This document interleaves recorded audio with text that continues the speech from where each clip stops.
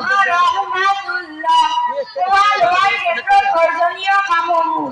1 নম্বৰতে সন্দেহযুক্ত বস্তু হোৱা, 2 নম্বৰতে বাঁহ হাতেৰে হোৱা, 3 নম্বৰতে ওখ বেছি গৰম বস্তু হোৱা, 4 নম্বৰতে ঢাকি নৰখা বস্তু হোৱা বা বজাৰত ঢাকি নৰখা বস্তু হোৱা,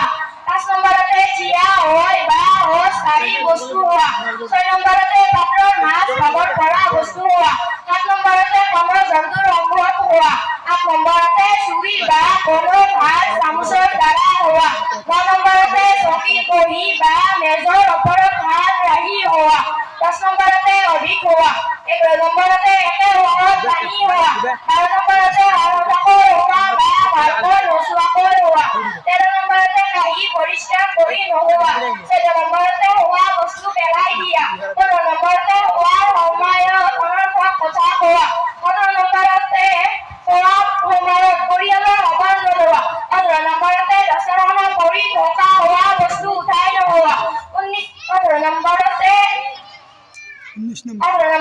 অনিচ্ছাকৃত বস্তু হোৱা, 19 নম্বৰতে আলৌকিক বা অনুচিত পছন্দ নোহোৱা বস্তু খাব দিয়া।